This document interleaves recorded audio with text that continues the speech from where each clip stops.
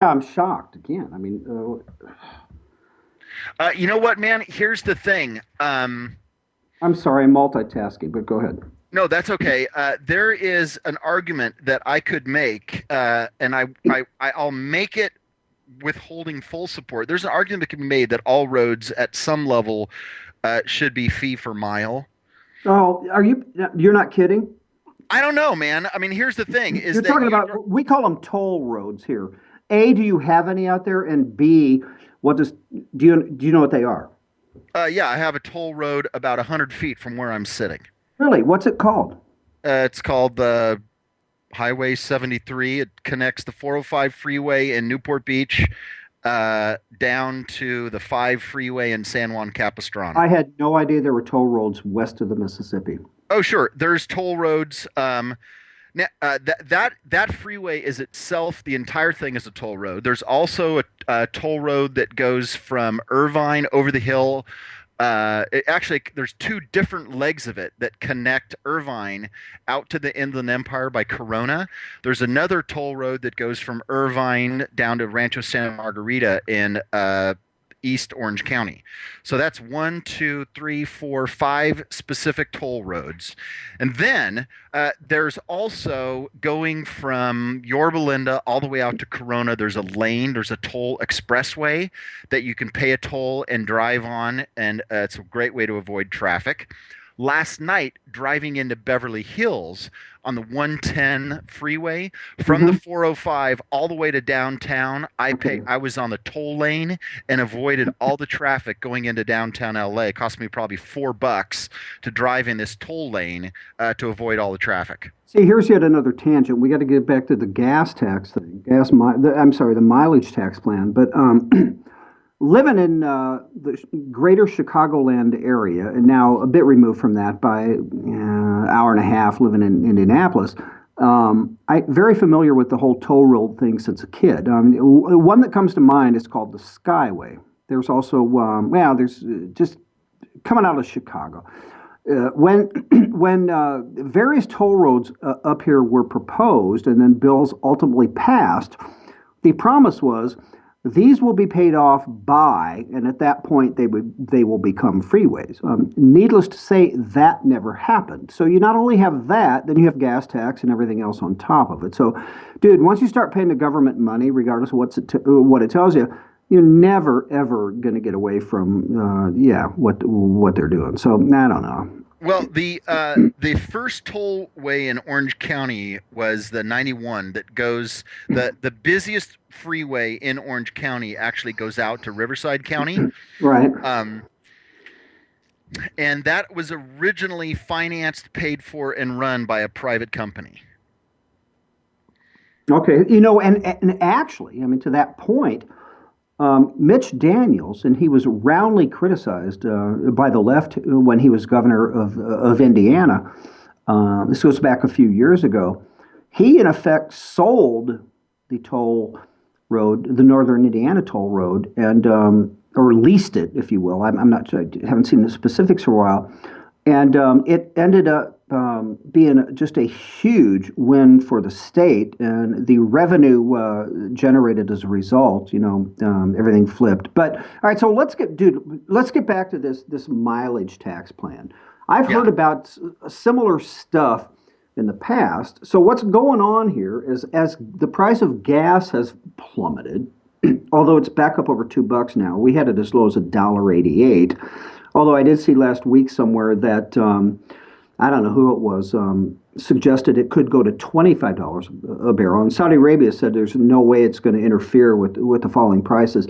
But so obviously, as the price of gasoline falls, when you take tax into account, the state's missing some revenue. So California's bright idea, and this may be happening in other places out there, is to impose this mileage tax, regardless of how efficient your vehicle is, how far you drive. Dude, what's next? I mean, state monitors in your car to determine the mileage?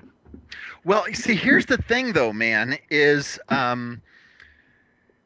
you know a it a mileage tax or a use tax or a road tax or something like that, a tollway type of thing, is a libertarian answer to, if you're at home and you spend 4 or 5 miles a week driving, yet my business keeps me on the road and I'm driving 100 miles a day.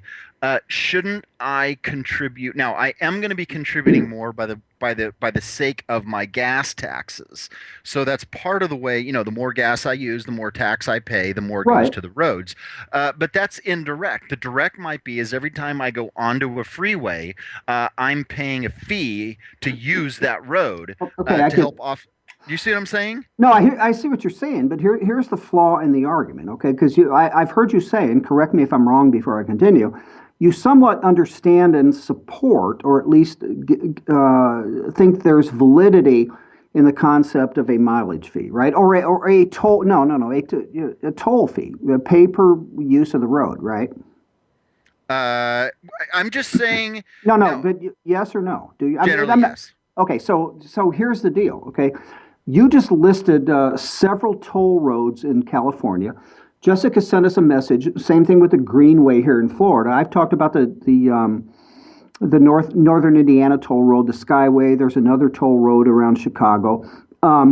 Let's say you have two guys. Um, One of them lives 2 inches from the toll road, and it's most convenient to use that toll road to go back and forth to work. All right. Then you have guy number two who doesn't live near a toll road, nor is one necessary for him to get to work. He drives, same distance or farther on a county road, or within, within whichever city he lives, within city streets. So you got one guy paying to drive to work, same number of miles in my argument, and the other guy not paying. See, I just don't think that whole thing's going to work. Yeah. Well, here's the thing. Dan Fitzgerald, he just commented. He said if the tolls collected went towards infrastructure, I'm okay with that. And I responded. The problem is that, and this has happened with all of the toll roads here in Southern California, is that you get this cronyistic. Then the bonds are sold and the revenues of the bonds. I mean, the public-private partnership thing is an attempt to square that circle, but inevitably there are beaks getting wet and there's insider junk that happens. Um, I don't know. It is a conundrum, but I do like the idea of if you use something, you should be paying for it.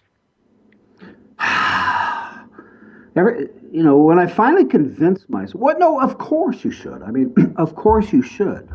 I was about to say, when I finally convinced myself that you actually really are a true conservative, you say something like that. But no, I do know where you, I do know where you're coming from. But Well, now here's the thing. Let me say this, and this will make you feel better. When I see that the city of San Francisco, or the San Francisco Bay Area is coming up with this, what's happening in the state of California is this is not just a revenue source. I mean, they're saying that it's a revenue source for upgrading highways, roads, and bridges, which is the most important economic development idea that the president has come up with. But in California, a big part of it, what of that taxes are, is number one, is it is a stick to discourage people from driving, and number two, it's also a revenue source for other stuff. So yeah, it's that is, and then as soon as you get the government involved in that, and the bonds, the revenues from these bonds and the proceeds from the sale thereof and all that is used for all other kind of nonsense stuff. well, there And you I go. don't think that taxes should be any sort of a tool for social policy, whether carroting or sticking. And that's where in California, I wouldn't trust these guys in California with a mileage tax. I wouldn't trust to have them in my car at all. Well, dude, and that's exactly. I mean, that's a microcosm, if you will, of liberals in general. That's what they do. It's always about Right. tax this, but and say this, but then the money goes here and there and everywhere. And you could agree on a flat tax, or you could agree on the fair tax or whatever. But who's to say what? Oh God, I just don't want to go there. Because No, I get it. So I'm defending a theoretical position of pay for use. On the other hand, functionally, practically, in this particular thing, just reading what they have to say, and it's also a bit of a, it reminds me that the very first sentence: increase in electric vehicles, fuel efficiency, serious problem for the state coffers. So the response for a problem with state revenue is not adjust what the state is spending. It's not being more efficient in the collection or the spending of the money. It's, oh, we just need to get more revenue. That's their answer all the time. And that's liberals' answer all the time. It's not a it's not a it's not a spending issue to them. It's a lack of taxation issue. And on the other side of the coin, conservatives believe it is a spending issue. Listen, I mean, to kind of close the loop on this, because we're coming up on the bottom of the second hour, believe it or not, folks. But I thought about when I was reading about this mileage tax plan, and I've just seen this in the past. How how long have liberals, Barack Obama among them specifically, the whole electric car thing, right? We need electric cars because it'll cut down on the use of gas and whatever. Okay, setting aside the fact that if you trace all the way back to the coal plants, the cost of driving an electric car, that blows our argument out of the water. And I predicted this as well. It was last year I wrote a post about this, at least a couple of them, maybe. And I don't know if it was in California, Oregon, Washington, maybe a couple of states out there, that the consideration of a surcharge on miles that electric cars drive, because they're not paying their fair share, if you will, as it relates to what they would have had to spend, they being the owners, if they were running entirely on gasoline. Dude, this is all part and parcel to the way these people think. Right. Yeah, I would have to say it another way. If the San Francisco Bay Area CBS affiliate had started out saying that, hey, this is what's going on in Sacramento. This is one of the things they're doing. But one of the other things that needs to be addressed and considered is the fact that there's a revenue issue for the state of California. We should also look at how much stupid stuff we're spending money on and figure out a way to perhaps make do with less. And this is a perfect opportunity to do so. Because what's happening is that the marketplace is responding to the high cost of driving. And the government is, well, I don't know. This, yeah, dude, I mean, the answer this to the stuff government wears me out. It just wears me out. Exactly. Just like with the president, the fact is that he wants more money coming in to spend. In the context of the federal government just having the highest revenue producing year they've ever had in the history of any country in existence. And the same was true last year. But there's never enough for Democrats. It's never about spending cuts, true spending cuts, unless it's to the military, of course. It's always about more, more, more. We need more, more, more revenue. By the way, that translates to use of the to more taxes. We always need to feed the ever hungry government tax trough, Michael. That's exactly right. That's always the answer to these people. Yeah, so let's set aside my theoretical justification for a use tax aside, yes, and say that what we're going to do is tell them to spend less money. How's that? I'm down with that, man. All right. So could you still consider me a conservative then? Well, yes. Dude. Well, no. Yeah, asterisk. With an asterisk, given that when you first started talking about it, you did not introduce the word hypothetical. So theoretical, but maybe theoretical. Theoretical. And hair-splitting difference there for you. Yeah, same thing. Same old. But being the Bill Buckley of the right mics, theoretical. You're the Bill Buckley of the right mics. Okay. All right. Hold on. The news break is up. We're halfway through the hour here. This is Michael Hausum for Mike Miller and the Right Mics. We We'll be right back. Thank you so much for listening to Mike and I argue conservative credentials.